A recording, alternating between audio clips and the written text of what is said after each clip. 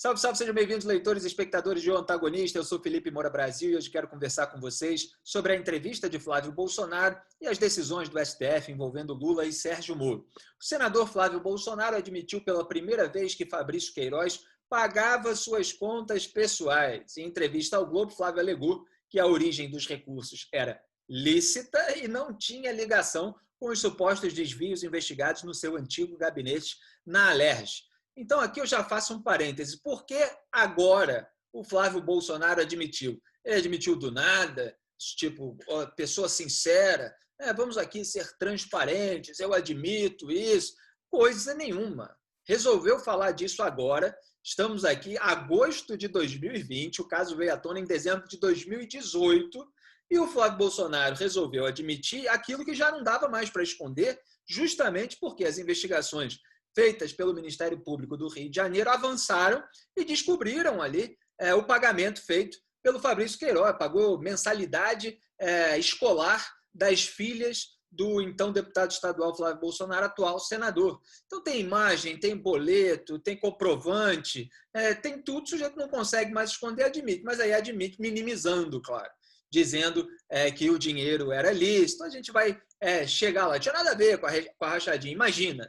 Agora, por que não disse? Esse é o meu ponto aqui inicial. Por que não disse isso lá em dezembro de 2018? Olha, realmente, Fabrício Queiroz pagou várias despesas pessoais minhas, mas acho que isso não tem nada a ver e tal, porque pegava mal, né? Espera a investigação descobrir e vai reagindo conforme a investigação vai descobrindo a sujeira. Aí vai reagindo e tentando minimizar, como a gente vai ver em outros trechos dessa entrevista. A Cruzoé, a revista eletrônica, resumiu muito bem o que disse o Flávio. Vou ler aqui só um parágrafo da Cruzoé, abro aspas.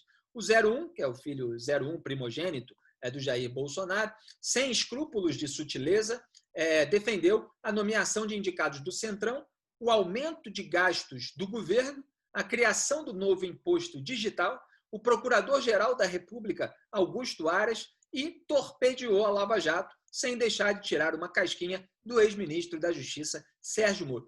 Fecho aspas aí para a Cruzoé. Esse aí é o resumo da entrevista.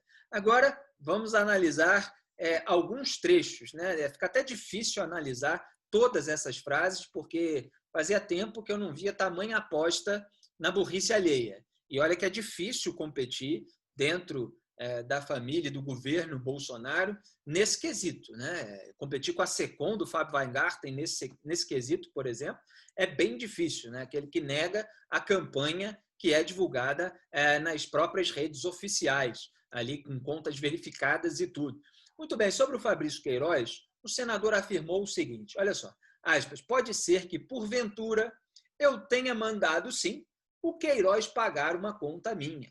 Eu pego o dinheiro meu, dou para ele, ele vai ao banco e paga para mim. Querer vincular isso a alguma espécie de esquema que eu tenha com o Queiroz é como criminalizar qualquer secretário, atenção aqui para a analogia, hein, que vá pagar a conta de um patrão no banco. Fecho aspas.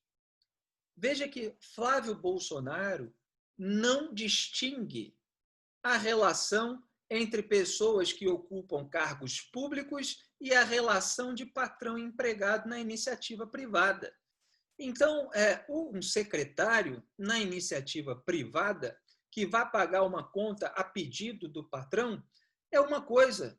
Se o Flávio Bolsonaro tiver um negócio na iniciativa privada e contratar ali um faz-tudo para ele, um secretário, um office boy, e ele for resolver alguma questão pessoal do Flávio Bolsonaro, que faça parte ali do acordo profissional entre eles, bom, aí pode ser.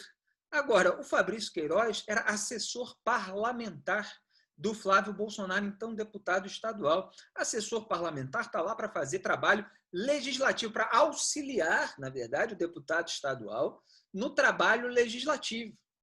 Então, o que é isso? É a velha confusão entre o público e privado.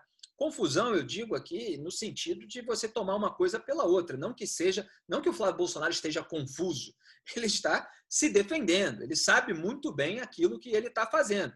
É claro que, mesmo assim, ele faz mal, mas serve para enganar alguns ingênuos. Então, não é uma confusão casual, espontânea, do improviso. Ele está querendo amenizar a situação de propósito. Fabrício Queiroz não tem nada, como nenhum assessor parlamentar, não tem nada que estar pagando uma conta pessoal do chefe do gabinete, o titular, né, do gabinete, o deputado estadual, o parlamentar, no qual ele trabalha. Então, é uma distinção absolutamente clara para qualquer pessoa sã que tenha um senso de moralidade pública, que não é o caso do então deputado estadual e atual senador. Então, ele compara aí com o secretário que vai pagar a conta do patrão. Isso é o velho conceito do patrimonialismo desse Estado, em que não se distingue aquilo que é público e o que é privado. Não surpreende. Para um político que começou a sua carreira aos 19 anos, sendo nomeado para um cargo de gabinete em Brasília, enquanto fazia faculdade no Rio de Janeiro, e ainda fazia estágio, não espanta que venha um comentário desse. Quem é que conseguiu esses cargos em Brasília? Quando o Flávio Bolsonaro tinha 19 anos, depois, quando o Eduardo Bolsonaro, que é o mais novo, tinha 18 anos. Se não, o Jair Bolsonaro, que tinha essa influência lá nos demais partidos. Você veja que empresário, né? O Flávio Bolsonaro, tão trabalhador, né? Que conseguia estar no Rio e em Brasília ao mesmo tempo, desafiando as leis da física.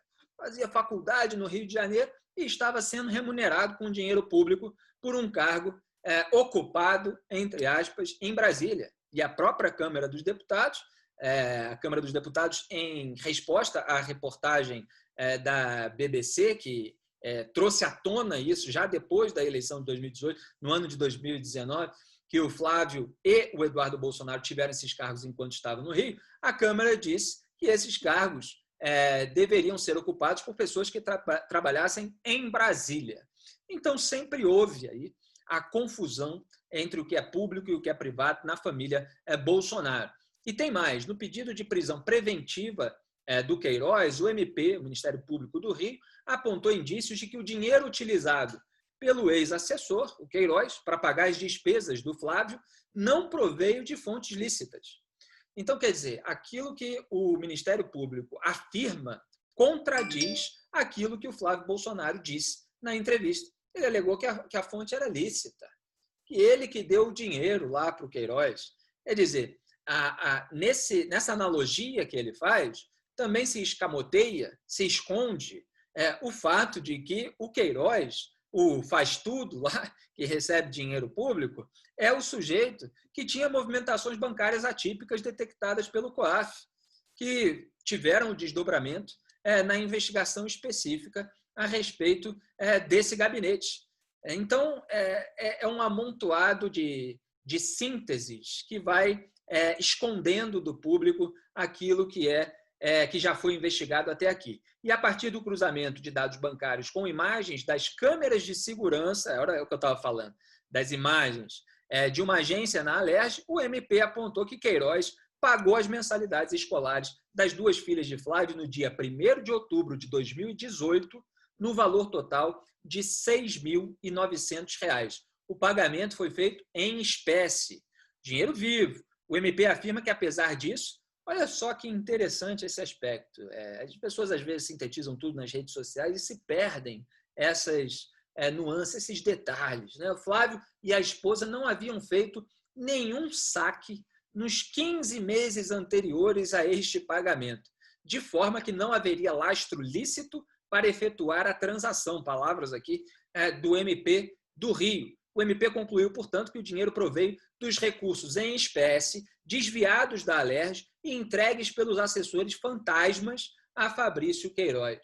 Palavras, repito, do MP do Rio. Quer dizer, não tinha feito nenhum saque nos 15 meses anteriores, mas tinha ali quase R$ 7.000 para entregar na mão do Queiroz. Quer dizer, o Flávio Bolsonaro tinha em casa um colchão, como a Dilma, né, que dizia que guardava, se não me engano, R$ 152.000, é uma coisa assim, né, ela guardava dinheiro no colchão.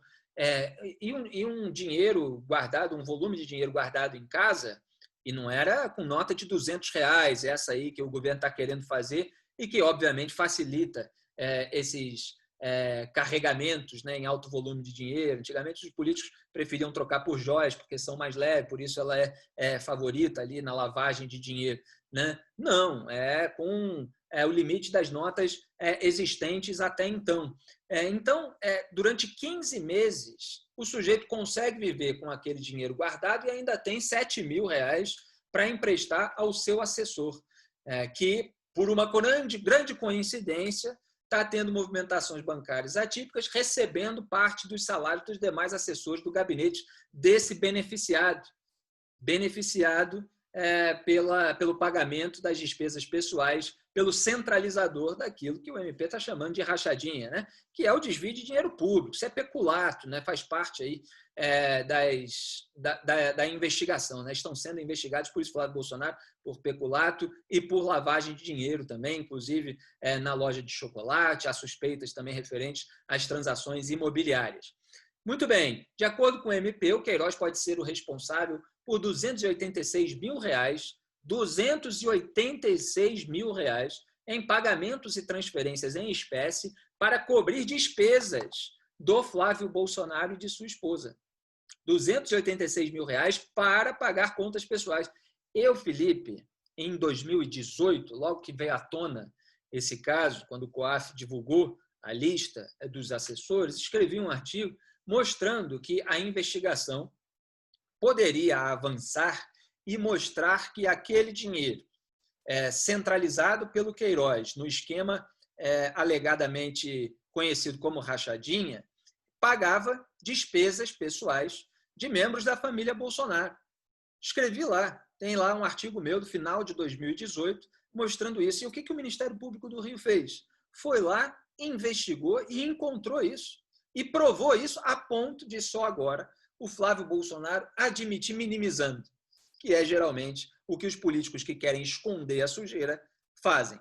Né? Então, ele está cumprindo todas as etapas conhecidas das atitudes e dos métodos dos políticos investigados que têm telhado de vidro.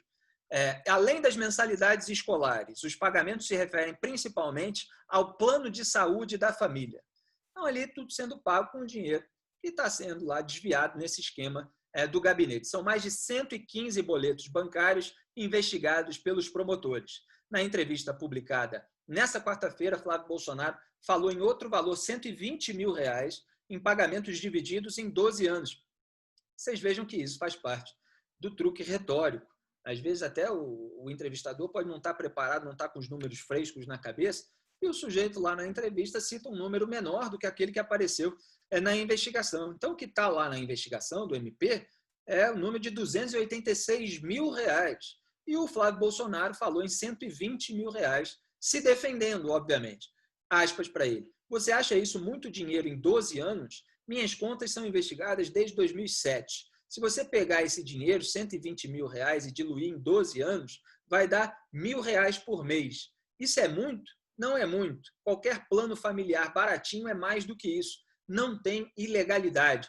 Fecha o aspas. Quando eu digo minhas contas são investigadas desde 2007, não quer dizer que desde 2007 estão investigando. Estão investigando. Quer dizer que a investigação aborda esse período que começa lá em 2007, segundo essa declaração do Flávio Bolsonaro. Eu preciso até traduzir aquilo que ele está querendo dizer, né, dentro dessas alegações obscuras dele. Para o Ministério Público, no entanto, os repasses aconteceram no intervalo de 5 anos, entre 2013 e 2018. E o Queiroz foi assessor do Flávio Bolsonaro entre 2007 e 2018. Portanto, o Ministério Público está falando de um valor maior num período menor. E o Flávio Bolsonaro ali espertamente fala de um valor menor num período maior para tentar fazer tudo parecer certinho. Outro trecho da entrevista, o Globo perguntou, mas por que tantos assessores do seu gabinete deram dinheiro para o Queiroz durante anos? O Flávio respondeu, ele fez um posicionamento junto ao MP esclarecendo essas questões. Isso aí é o Flávio falando sobre o posicionamento do Queiroz, né? Está acompanhando o caso. Disse que as pessoas que faziam os depósitos na conta dele eram da chamada equipe de rua. Atenção, hein? Queiroz afirma que pegava o dinheiro para fazer a subcontratação de outras pessoas, pegava o dinheiro para fazer a subcontratação de outras pessoas para trabalharem em redutos onde ele Queiroz, tá? Tinha força. Sempre fui bem votado nesses locais. Fui Flávio Bolsonaro. Talvez tenha sido um pouco relaxado de não olhar isso mais de perto. Deixei muito a cargo dele. Mas é óbvio que se soubesse que ele fazia isso, jamais concordaria. Fecho aspas aqui para esse trecho. Nem estou dando aqui a resposta completa, porque depois ele envereda por outro caminho, mas eu faço um parêntese para comentar. Repara, não, ele pegava parte do salário dos outros e tal, depositado na conta dele, pegava esse dinheiro para subcontratar outras pessoas para trabalhar em redutos onde ele, Queiroz, tinha. Mas o Queiroz é político? O Queiroz foi eleito para alguma coisa? O Queiroz, como eu disse aqui até no meu vídeo anterior, ele deu um depoimento lá dizendo que ele contava com o cargo no gabinete do agora senador Flávio Bolsonaro, né? Ele queria ser promovido de assessor de Alerj para assessor do Senado, né? Ele não tem essa carreira política. Então, como assim ele tinha força? Quem pode ter força nesses redutos é o político, é o Flávio Bolsonaro, é o beneficiário desse esquema que o próprio Flávio Bolsonaro está narrando existir, pelo menos dessa maneira amena, que o Queiroz pegava o dinheiro para subcontratar outras pessoas e que o próprio Flávio Bolsonaro está criticando. Só que daquela forma, assim, realmente, se eu acompanhasse mais de perto, eu jamais concordaria. Isso sempre me lembra, quando o político faz isso, que é o padrão, é o bolsonarismo aqui, um membro da família Bolsonaro repetindo o padrão de todos aqueles políticos em cima dos quais eles se elegeram, né, criticando.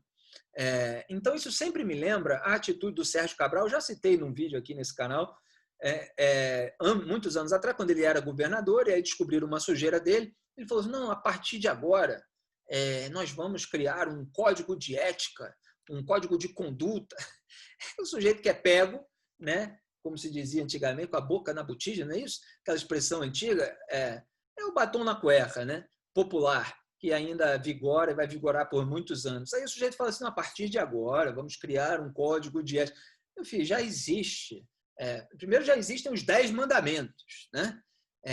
Depois existem as leis, a Constituição dos países. E eles fingem que não existia nada antes e que a partir de agora realmente vamos estabelecer aqui as regras, que é para tentar se livrar da punição sobre aquela sujeira que foi descoberta, porque se não fosse também estava rolando normalmente.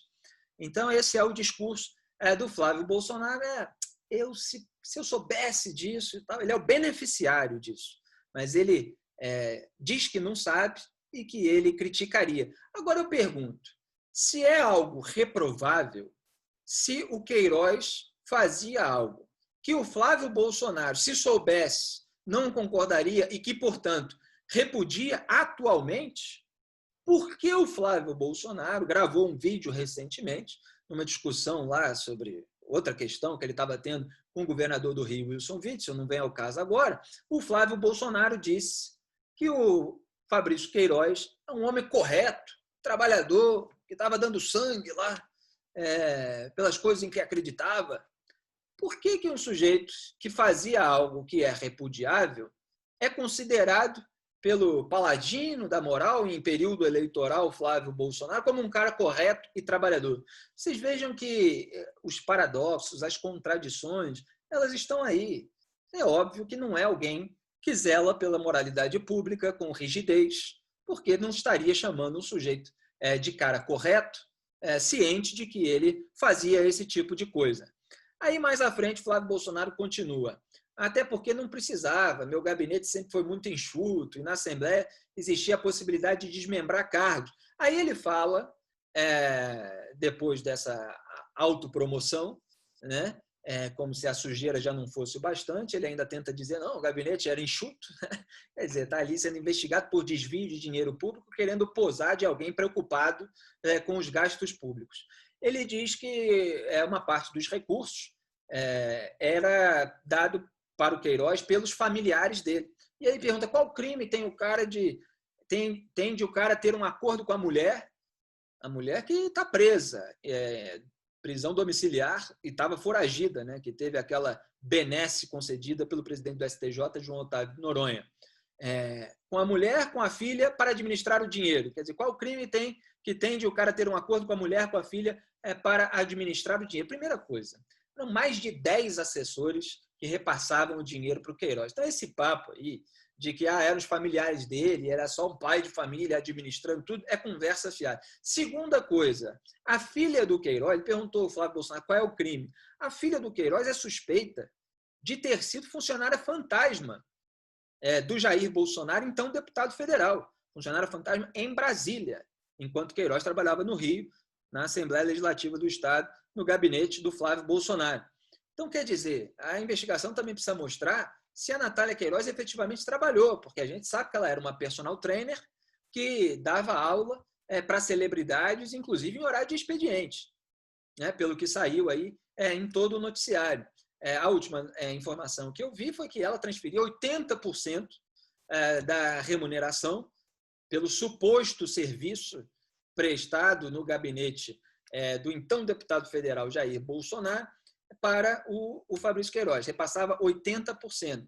Ela efetivamente trabalhou, porque senão, se era funcionária fantasma, estava recebendo um dinheiro público por um trabalho não efetuado e repassando isso para o Fabrício Queiroz. Quer dizer, alguém que bota lá um familiar para não trabalhar só para ganhar mais dinheiro.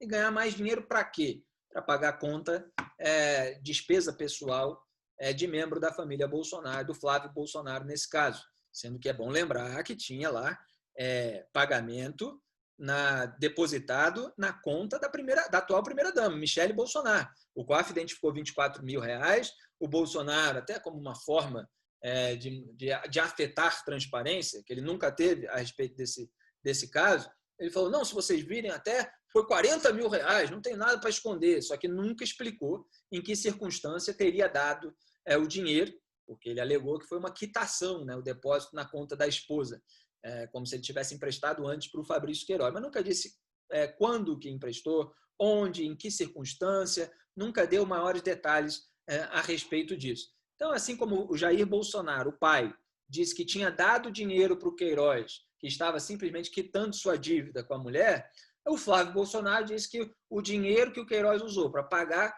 a mensalidade escolar lá das filhas dele, por exemplo, era um dinheiro lícito e que ele, Flávio, tinha dado para o Queiroz.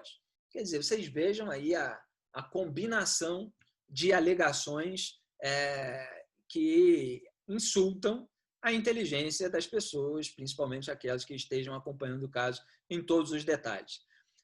Muito bem, o Queiroz deixou o cargo 15 dias antes do segundo turno da eleição presidencial, já lembrei isso muitas vezes aqui, junto com a filha. Queiroz deixou o cargo, quer dizer, a família Bolsonaro exonerou, né? Só que aí disse que exonerou a pedido do Fabrício Queiroz, sendo que na mesma data a Natália Queiroz, filha, foi exonerada do gabinete do então deputado federal Jair Bolsonaro em Brasília, e 2 meses depois veio a público o relatório do COAF, que apontava lá as movimentações de R$1.200.000 na conta do Queiroz. Hoje já há uma investigação que aponta que foi mais dinheiro, há uma suspeita grande em torno disso.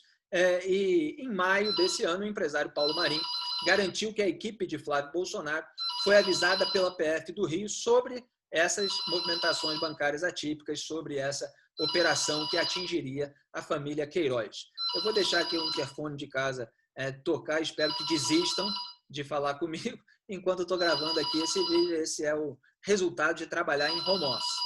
Muito bem. Aliás, essa investigação sobre o vazamento da PF, ela foi estendida agora por 90 dias. Então, ainda há muitos detalhes a serem esclarecidos a respeito. Tem mais. O Globo perguntou ao Flávio Bolsonaro. As investigações também mostram que o policial militar Diego Sodré de Castro Ambrósio quitou um boleto de um apartamento comprado pela sua mulher. Esse é o jornal perguntando ao Flávio.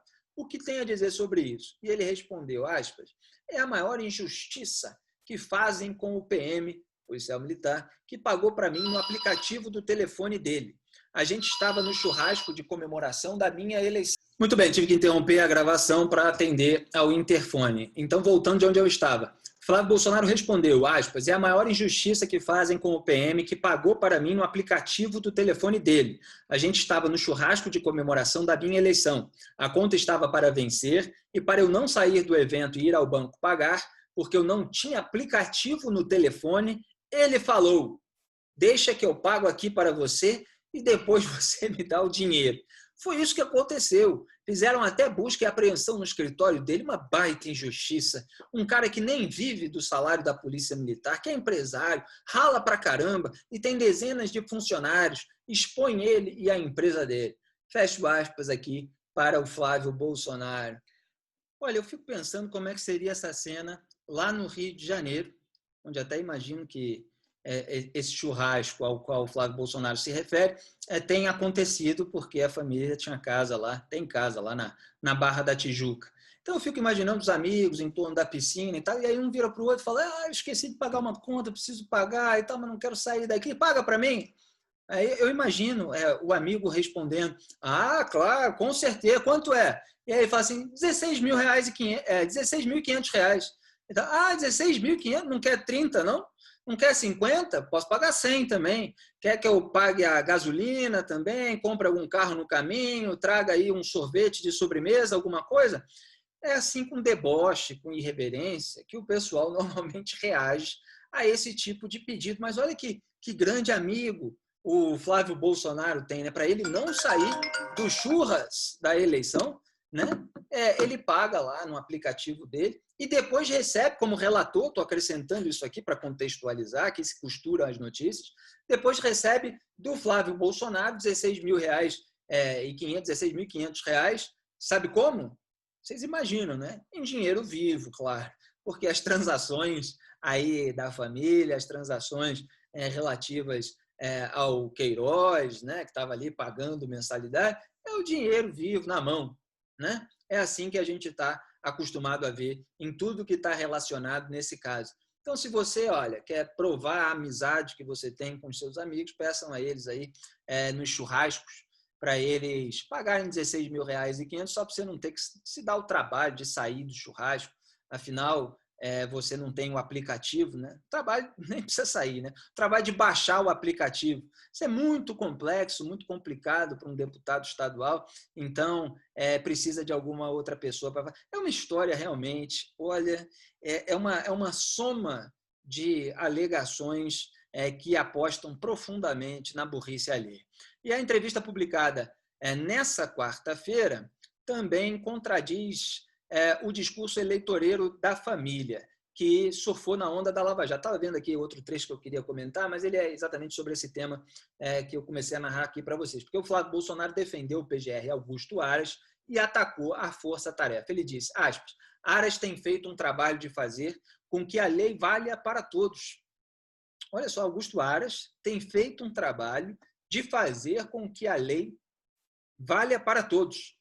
Eu vou comentar depois, né? Embora não ache que a Lava Jato seja esse corpo homogêneo, considero que pontualmente algumas pessoas ali têm interesse político ou financeiro. Se tivesse desmonte das investigações no Brasil, não íamos estar presenciando essa quantidade toda de operações. Inclusive com a saída de Moro, Sérgio Moro, a produção do Ministério da Justiça, isso são as palavras do Flávio Bolsonaro, subiu demais. O Moro, na verdade, saiu do governo porque, segundo o Flávio Bolsonaro, percebeu que não havia um alinhamento ideológico. Vamos parar por aqui, fecha aspas. O Aras tem feito trabalho de fazer com que a lei valha para todos. O Aras é aquele que quer que o lavajatismo não perdure, que falou isso lá na TV PT. Então, o Flávio Bolsonaro está aí compactuando com toda a retórica anti-Lava Jato do PT e do próprio Augusto Aras. A lei valha para todos, quer dizer, a Lava Jato estava justamente fazendo esse papel. Inclusive, foi tema de filme, Polícia Federal, a lei é para todos. Né? Ninguém está acima da lei. Foram frases muito repetidas no período da Lava Jato, justamente porque a Lava Jato estava prendendo os chamados grandes tubarões da política, aqueles que o antigo combate à corrupção, que o Augusto Aras manifestamente quer de volta, porque ele usou essa expressão, pregou isso na sua live, na sua videoconferência na TV PT, não alcançava essas pessoas. Então, quer dizer, está tudo ao contrário. E aí ele fala, considero que algumas pessoas ali têm interesse político ou financeiro, sem citar quem. Quando o Ricardo Barros, relator da lei de abuso de autoridade, que virou vice-líder do governo Bolsonaro, era o nome do Centrão agora, para assumir ainda um posto maior, foi dizer ao vivo para mim que juízes e procuradores eram corruptos, eu questionei ele sobre quem. Quem que ele estava acusando de corrupção? E aí ele amarelou para citar nome. Porque ataque genérico, né, esse pessoal adora. Ataque genérico, aqui não estou falando de crítica cultural, em que você identifica as pessoas que se encaixam na descrição de método. Não. É ataque de que a pessoa comete crime. Está chamando o sujeito de corrupto, estou me referindo aqui ao Ricardo Barros. Né? E aqui o Flávio Bolsonaro fala, não, politicagem, as pessoas ali têm interesse político-financeiro, esses ataques genéricos na linha desse pessoal que defende a lei de abuso de autoridade para tentar coibir aí a atuação de juízes e de procuradores. Aliás, Flávio Bolsonaro votou, inclusive, para derrubar 4 vetos do pai, Jair Bolsonaro, no caso da lei de abuso de autoridade. Né? Então, tem veto também que faz só para a torcida ver, enquanto vai lá o filho e vota contra, vai lá o pessoal aliado também e vota contra. Mas, enfim, eu já dei aqui a linha do tempo de tudo que o Bolsonaro fez de sabotagem ao combate à corrupção. Se tivesse desmonte das investigações no Brasil, repito, não íamos estar presenciando essa quantidade toda de operações. Olha, as investigações no Brasil, elas estão ainda rendendo frutos em razão de todo o trabalho feito anteriormente, justamente pela Lava Jato e pelos seus desdobramentos, e algumas, claro, forças-tarefas paralelas. No entanto, os ataques têm sido incessantes para acabar com isso ou para invalidar, e a gente vai analisar o caso do STF com o Lula, todo o trabalho já feito. E o próprio pai dele, do Flávio, o Jair Bolsonaro, tem lá o vídeo dele falando da interferência, a mensagem de texto para o Sérgio Moro, falando a investigação que atingiria bolsonarista. Então, ele queria a troca do diretor da Polícia Federal, Maurício Valeixo. Quer dizer, todo um trabalho aí contra o andamento das investigações. E aí o Flávio falou que com a saída do Moro, a produção do Ministério da Justiça subiu demais, só se for a produção de dossiê. Como eu comentei no vídeo anterior, a produção de dossiê contra críticos ou adversários políticos, rivais, que o governo Bolsonaro quer destruir. Então, isso foi institucionalizado pelo Ministério da Segurança Pública, Ministério da Justiça e Segurança Pública, na gestão do André Mendonça, que substituiu o Sérgio Moro. As investigações que atingiram os tucanos, por exemplo, eles disseminam essas narrativas mentirosas de gente perversa, né, como se tivesse subido agora. Essas investigações são desdobramentos da delação da Odebrecht, fruto do trabalho da Força Tarefa da Lava Jato em Curitiba e das decretações de prisões preventivas do Marcelo Odebrecht pelo Sérgio Moro. Em investigação, como o próprio Sérgio Moro alegou, e é o óbvio, né, elas muitas vezes demoram. Então, o que está rendendo fruto e operação agora é aquilo que foi construído ao longo do tempo. Boa parte delas, enquanto o Moro era ministro da Justiça e Segurança Pública. Isso não quer dizer que ele tem uma atuação nem para alimentar, nem para coibir, mas quer dizer que simplesmente isso estava acontecendo enquanto ele estava lá, porque a função do ministro é garantir estrutura, autonomia, etc., não intervir em investigação, como estava querendo o Bolsonaro que acontecesse, né, que ele fizesse, né, porque ele estava querendo interferir em razão de investigações que poderiam atingir seus familiares e amigos.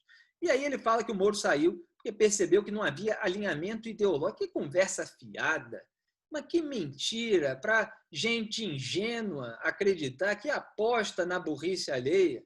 Quer dizer, houve toda uma sabotagem, transferência do COAF para o Ministério da Economia, depois para o Banco Central, criação da figura do juiz de garantia sancionada pelo Bolsonaro, que é a 5ª instância no Brasil, na prática, né, porque divide a primeira em 2 ali, cada processo passa pelas mãos de um juiz na fase de investigação e de outro de instrução e julgamento para sentenciar o réu, que atrasa tudo e ainda abre possibilidade de o investigado ter um juiz mais brando para assinar a sua sentença, obviamente na esperança de absolver. Bolsonaro também sancionou a restrição à prisão preventiva, a restrição à delação premiada, depois voltou à carga com a interferência na Polícia Federal, e o Moro, para ele, aquilo foi exatamente a gota d'água. Foi por isso que ele saiu do governo, deu entrevista no dia da exoneração do Maurício Valeixo do cargo de diretor da PF. Então, isso aqui é narrativa que as pessoas, para dizer vocês vão acreditar em mim ou nos seus próprios olhos, né? Mais uma vez.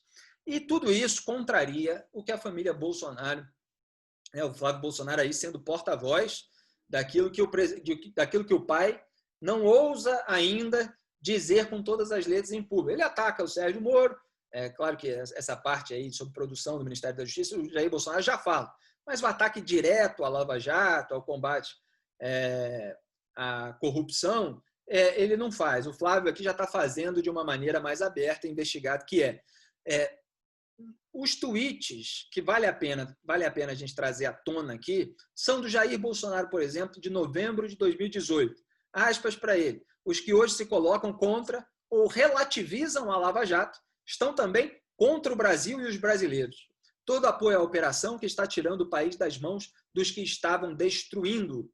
Isso foi em novembro de 2018, semanas antes da Funa da Onça, desdobramento da Lava Jato, atingiu o clã, atingia ali o Fabrício Queiroz no gabinete do Flávio Bolsonaro. Então, isso se aplica ao Flávio Bolsonaro, né? Se o Jair acha que quem se coloca contra ou relativiza a Lava Jato, como o Flávio está fazendo, está contra o Brasil e os brasileiros, então o Flávio Bolsonaro está contra o Brasil e os brasileiros. O Eduardo Bolsonaro voltou a circular também muito nas redes sociais, disse em outubro de 2018, votar no Haddad significa jogar no lixo toda a energia gasta no impeachment, sepultar a Lava Jato, desmerecer o trabalho / sacrifício de Sérgio Moro, PF e MPF, significa indultar Lula e permitir que sua quadrilha comande o Brasil. Quer dizer, é basicamente tudo que o bolsonarismo está fazendo no poder. Isso significa que o Haddad era melhor, que era para votar no Haddad, então o Haddad é bom? Não. É provável que o Haddad fizesse tudo isso também. Só que o Bolsonaro foi eleito para fazer o contrário. E é exatamente isso que ele está fazendo, né? Ou ajudando a fazer, ou não questionando, não contestando, mandando apagar tweet em defesa da prisão após condenação em segunda instância. No primeiro dia do julgamento do tema no STF, quando as pessoas que defendem a prisão dos bandidos antes que eles morram, antes que eles fiquem velhos e possam alegar problemas de saúde, deveriam atuar, né, como estavam atuando aqueles que realmente são independentes. Aí o Eduardo ainda falou de resgatar Maria do Rosário como ministra de Direitos Humanos. É o único item que não entra, né, porque tem lá a ministra Damares Alves no lugar do que seria essa da Maria do Rosário nos tópicos aqui do Eduardo Bolsonaro em 2018. O próprio Flávio Bolsonaro, em julho de 2018, vocês vejam, isso tudo foi antes de o desdobramento da Lava Jato atingir a família. Escreveu o seguinte, aspas, toda a minha solidariedade ao juiz Sérgio Moro pelas ameaças que sofreu de intolerantes e raivosos, situação similar à que sofremos por nossas posições políticas. A Lava Jato é a trincheira em que todos os brasileiros decentes se apoiam por um país onde corruptos são punidos. Fecho aspas. Esse é o Flávio Bolsonaro de julho de 2018, senhoras e senhores. Não é esse de agora, investigado, que diz Aras tem feito um trabalho de fazer com que a lei valha para todos. Isso é o que o Flávio Bolsonaro dizia que a Lava Jato estava fazendo. Mas aí atingiu ele, aí muda o discurso completamente. Carlos Bolsonaro também fez propaganda de ato em defesa da Lava Jato. Protestos de domingo pedem apoio à Lava Jato. Fim do foro, privilegiado. E rejeição ali, aí tem lá a continuação.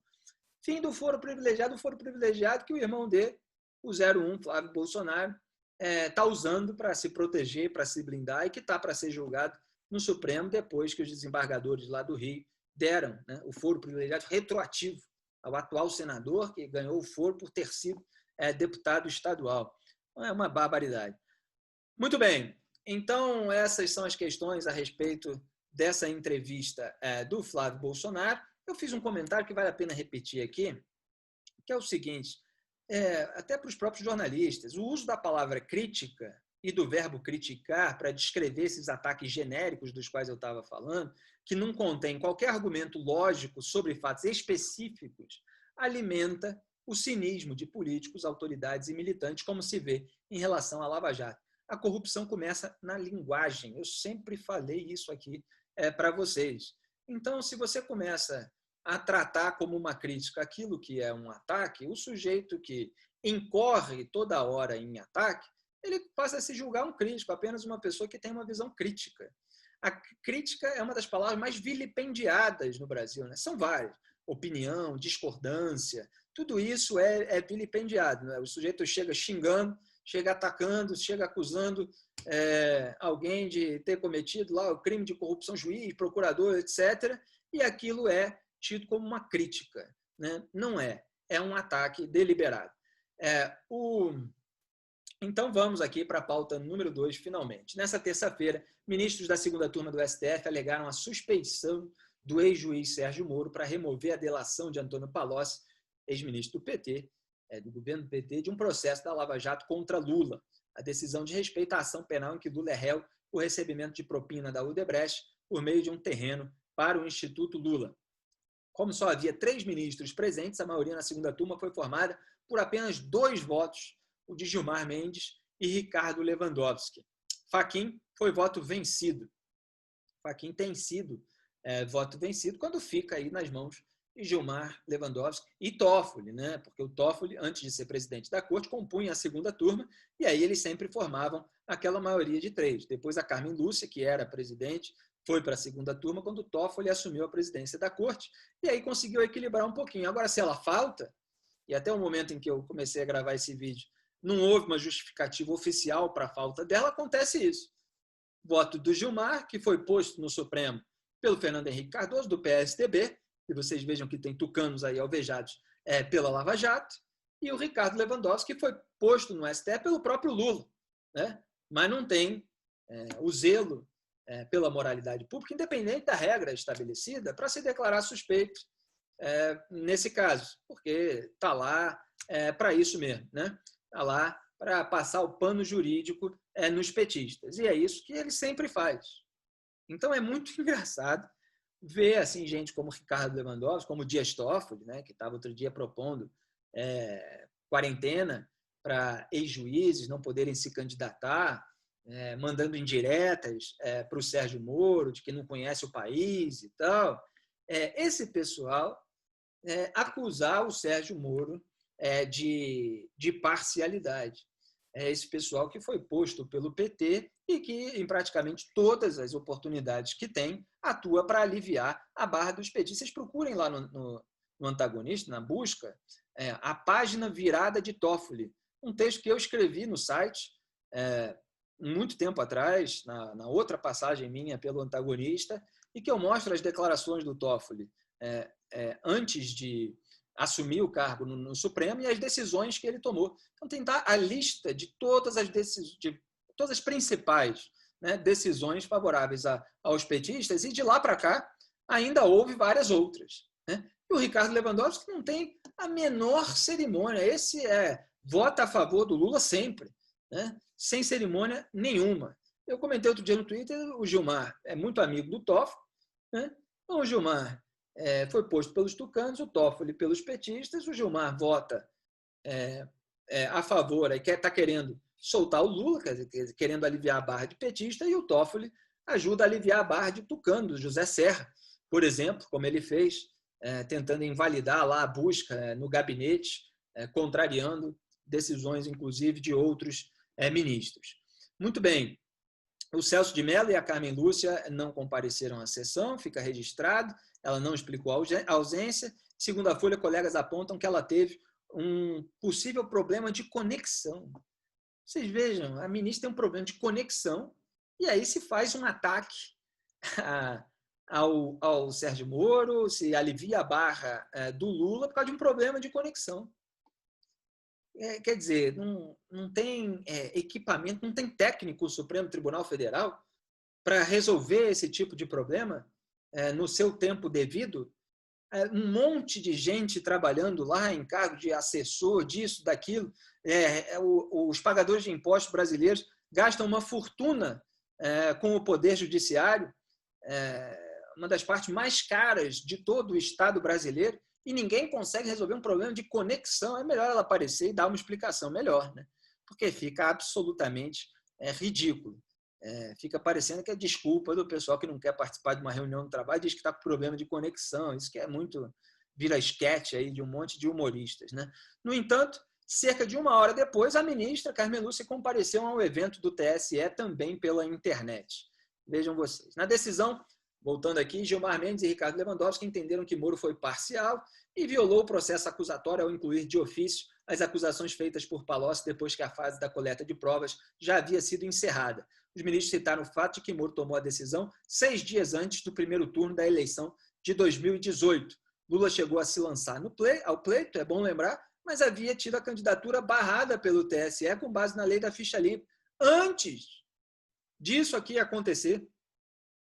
Então, o candidato era o Fernando Haddad, o candidato não era o Lula. Quando o sigilo da delação do Palocci foi retirado, o Haddad já havia substituído o Lula no posto de candidato do PT. O Moro rebateu as alegações, depois eu volto a comentar.